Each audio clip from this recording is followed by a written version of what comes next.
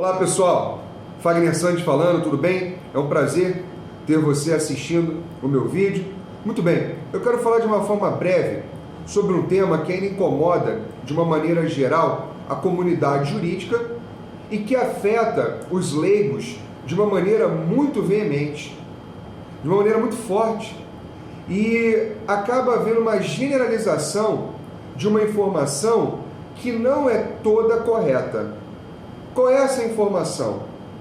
Muitos ainda dizem, com a intenção de desacreditar o que está escrito na lei, que o negociado vai prevalecer sobre o legislado.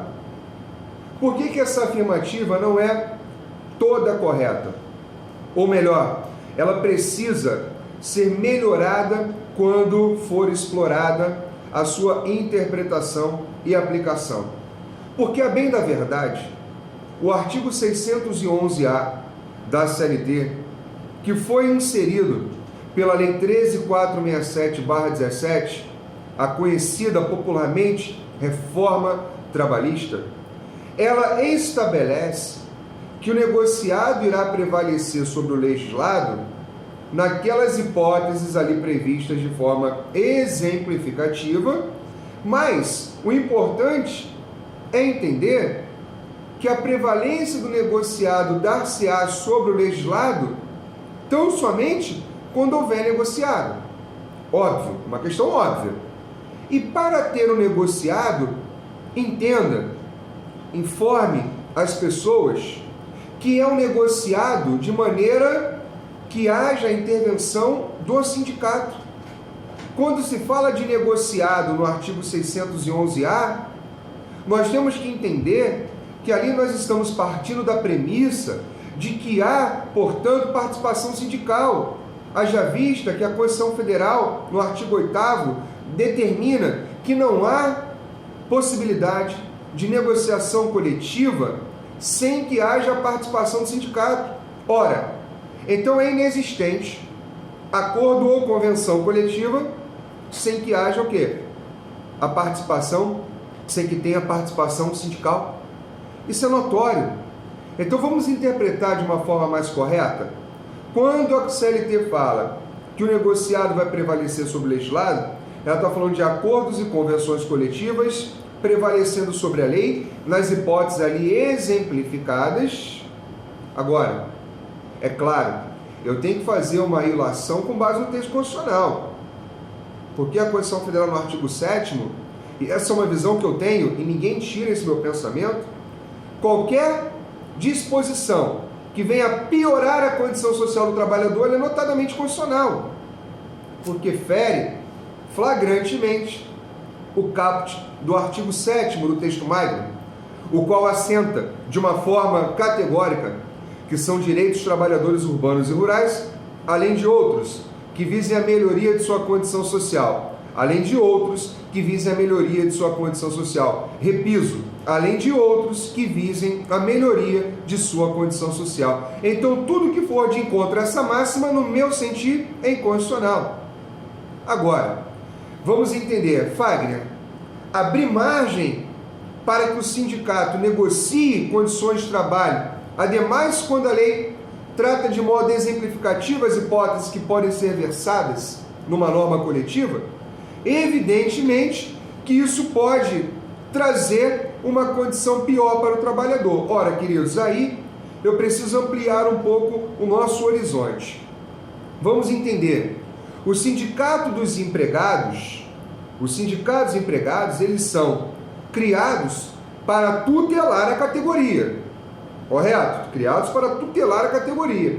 Então, assim, passa longe do meu pensamento a hipótese, ainda que remota, de que o Sindicato dos Trabalhadores vai criar uma norma, vai participar da elaboração de uma norma, melhor dizendo, acordo ou convenção, que seja para trazer malefícios ao trabalhador. Sinceramente, se assim o for, é melhor que esse sindicato seja extinto, porque o sindicato ele não pode ser utilizado para fins de interesses próprios, mas sim para proteção, tutela daquela categoria. Perdoe-me a franqueza, mas se o sindicato dos trabalhadores ele tiver um viés de defesa de interesse próprio, ele realmente tem que ser extinto. Aí, se ele extinto for, não tem negociado. Não tendo negociado, prevalece a lei. Por isso que é muito comum nós aplicarmos, voltando à minha afirmação lá do início, é muito comum aplicarmos essa assertiva de forma incorreta. E tem muitos achando que quando se fala de negociado prevalecendo sobre o legislado, é que o empregado e o empregador poderão negociar tudo livremente. Não é assim. Cuidado com as informações que vocês recebem. Faça uma filtragem. Está na dúvida? Lei. Vai na lei. A lei ela diz o que deve e o que não deve ser aplicado no que tange a negociação coletiva, seja acordo ou convenção, no artigo 611-A, de uma maneira exemplificativa. E no 611-B ela vem vedando várias possibilidades de inclusão em norma coletiva, ok? Claro, não estou entrando aqui em juízo de convencionalidade, constitucionalidade, não quero discutir isso aqui neste momento agora. O que eu quero dizer é que a afirmativa de que o negociado ele vai sempre prevalecer sobre o legislado desta forma é incorreta. É preciso entender, negociado através de sindicato, acordo ou convenção, entendendo que o sindicato ele tem característica de proteger a sua categoria, correto? Porque se assim não for, realmente é melhor que ele seja extinto, quem não vai ter negociado eu vou estabelecer a lei. E estabelecer os parâmetros daquela relação com base tão somente na lei, e não com base naquilo que venha piorar a condição social do trabalhador. Enfim, existem outros pormenores, mas aqui está, o nosso ponto nevrálgico, que eu queria ressaltar. Então, cuidado com a afirmação de que o negociado prevalece sobre o legislado. Depende. Qual é o negociado? É o negociado coletivo? Tem ali acordo ou convenção? E óbvio, necessariamente com a participação do sindicato? Está dentro das hipóteses previstas no artigo 611-A? Não está piorando a condição do trabalhador? A condição social do trabalhador? Ótimo. Vamos lá, vida que segue. Agora, está tratando sobre alguma situação vedada no artigo 611-B?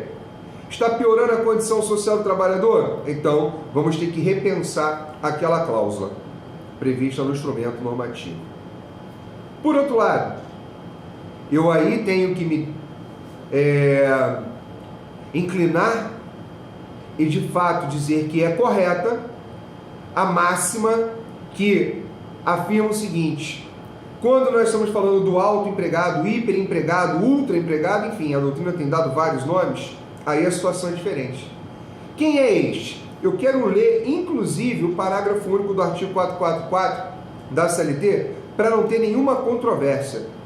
Veja, ali ele está falando daquele que recebe mais de 2 vezes o teto previdenciário e tem nível superior, cumulativo, mais de 2 vezes o teto previdenciário e recebe e tem nível superior. Esse pode simplesmente sentar com o patrão e estabelecer o que quiser sobre a relação de trabalho que eles estão ali entabulando.